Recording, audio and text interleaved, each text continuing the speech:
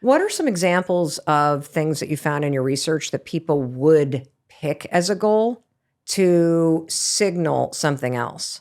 Like that I'm moving forward. I'm not going to be defined by this stuckness. Like the fact that I can say, I'm going back to school, or I'm losing weight. I'm like, whatever. Right. Like, if I'm playing the disgruntled family member, Yeah. because I think you feel so stuck Mm-hmm. that there's so much resistance to even first the belief that it's going to change. Yeah. And also resistance to moving yourself in a different direction. I mean, you're up against inertia. We're talking physics here. So do you have examples of other goals that you've seen in your research or just even in the interviews that you've done for the book that really have helped people? Yeah, and these things, because it's not about the thing itself, it's just what it signals, they're kind of like palate cleansers that get you ready to do the thing that actually needs to be done. So for a lot of people, that's a very valuable step. The things are often of one of three types. There are athletic pursuits, so something like running a marathon, running a tri, whatever it is, and that has the benefit of often getting you moving, which has its own benefits that are separate from all of this. Second kind is intellectual. I want to learn a language. I want to learn a new skill. I want to learn to code. It doesn't matter what it is, but it's something that's important to you. It can be directly relevant to your job, so it might actually push you forward, but it could just be like, I don't know how to do crosswords. I want to get to the point where I can do the Saturday crossword in the New York Times, and then you do that, whatever. And then the third kind is creativity-based. I want to paint a picture. I want to create a piece of music. I want to create a film. I want to take photos. Doesn't matter what it is, but I want to get better at a particular skill that matters to me.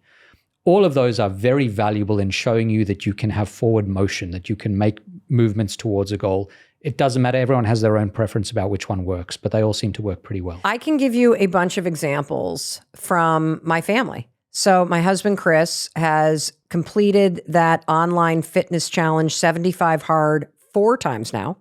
My daughter's done it twice. Both times they committed to doing it simply to shake up their life and tap into their potential. Here's another one. So just yesterday, my husband got up at 6 o'clock in the morning to go to a National Park Service website so he could reserve a campsite for 6 months from now to the date.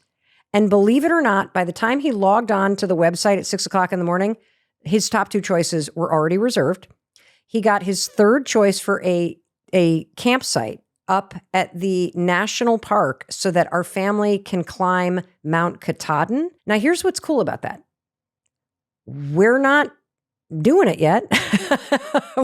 It's just something that we have put out into the future. We made it a goal over the holidays that our family wanted to do that this year as a family. And Chris marked his calendar 4 months ago that this was the date he needed to log on. Yesterday, he logged on at 6 o'clock in the morning. He got the campsite. These are all small steps forward towards something out in the future that is deeply meaningful to us, that really keeps you feeling like you're tapping into the bigger potential of your life. Yeah. And I want to see if I can't really make sure that for you as you're listening, whether you're listening for yourself or somebody that loves you, who's a pain in your rear end, sent you this episode because they think that you're stuck and they want to see you moving in the right direction and happy and vibrant and no more friction in your life. I want to make sure that you really get the power of what he is telling you. Because I think when you are stuck in your life, it's like being lost. And when you're lost and your GPS is not connected, you get that spinning sensation where it's like waiting to reconnect. So you don't know where to go. Yeah. And so I think about the goal, listening keenly to you, as if you saying, I'm going to climb Katahdin in Maine or Mount Kilimanjaro. That's my goal. Or I am going to learn how to play the piano, and I am going to even dare my friends and bet money that I'm going to play at the local coffee shop in a year. Or I'm going to learn Spanish. Or I am going to learn more about AI and get this skill for work. Like when you do that, it's as if that internal GPS reconnects. Yeah. And all of a sudden you have put a destination point out in the future, which the destination doesn't freaking matter. What matters is that that destination signals it's time to stop spinning, move in the direction, start getting in shape to go up Katahdin, register your rear end for the AI class, take up the painting course. When you start moving toward it, it's like the road trip to a new you has begun. And it's that sort of new direction piece that must be changing something. Is that why this works? Exactly, yeah. And so as you go through a friction audit, you list all the points of friction. The other thing to list is, what are all the things in my life I'd like to be able to do that I can't do now? That's what you start picking from when you do this, because it signals not just that you're getting friction out of the way, which is really external to you. It's like saying, this thing is outside of me, I want to move it away and make forward motion. This is something much more personal. I'm the kind of person who can take on a goal and achieve it. Whatever the goal is, it's something that's on my bucket list. And when you do that, then you are prepared to move forward with the thing that perhaps really matters to you in that moment. You know, what's also fascinating about this research is it confirms something that I have certainly felt when I've been stuck in my life or my marriage or my job or with my body and my health, is that you feel like a victim. Yeah. And the act of setting a goal and then starting to work toward it, it proves that you're not a victim.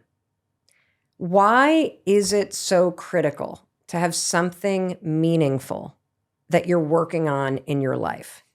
It's exactly as you've described, because we spend a lot of time asking ourselves, what kind of person am I? And it's very disempowering to be stuck, right? You feel like you are not the best version of you.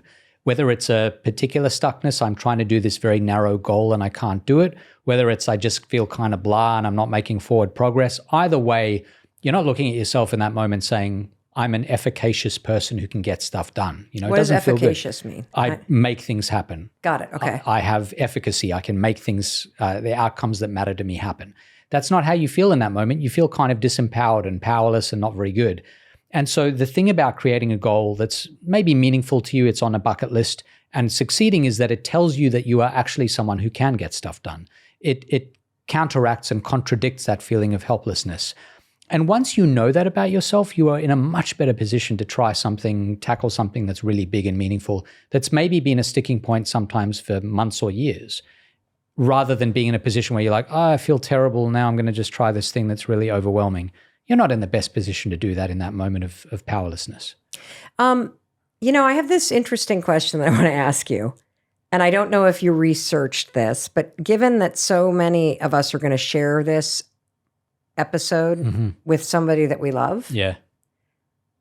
When you're the person that's stuck and it feels like everyone around you is trying to change you or pressure you to change or help you get out of that rut, is your own almost like fear to admitting that they're right also a big barrier? Like, I'm thinking about, like, if you have somebody in your family that's drinking too much or that has really let their health or their weight go. Yeah. And admitting that it's a goal to deal with this also means admitting that other people are right. Did you see any of that sort of social pressure aspect to why people also stay stuck? Yeah. So I really firmly believe that you can't make people care about a goal or an outcome. You can't say to someone, you're stuck and you have to care about getting unstuck. That's really got to come from the person. You can guide them there. You can show them why it's important. You can have them introspect about it to the point where they say, you know what, I'm now seeing the light. I understand why it's so important to do this. But you can't bully people into saying this thing that's sticking me is a problem and I need to do something about it.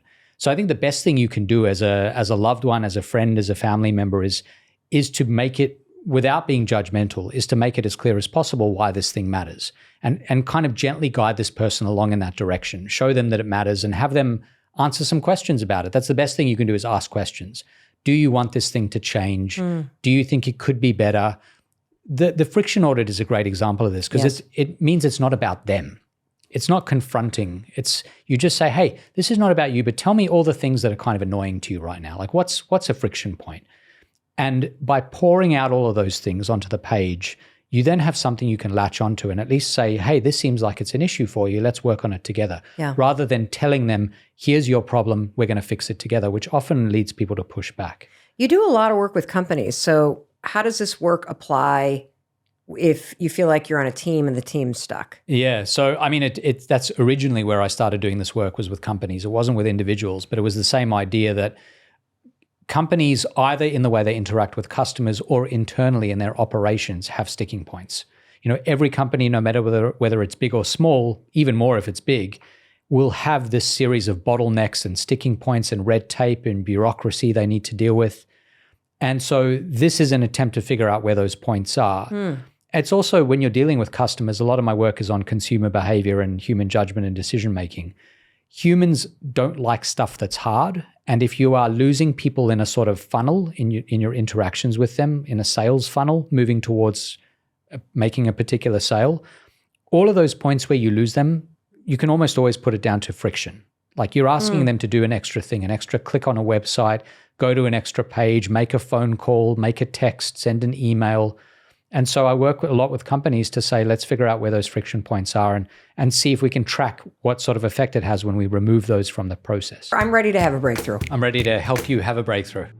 Why is this feeling that you haven't reached your full potential? We kind of say we're stuck. Why is this so common? The way life is structured for us today, there is a lot of emptiness. A lot of what we spend our time doing does not build on the other moments we spend, so that we're building towards something that feels meaningful, that is substantial.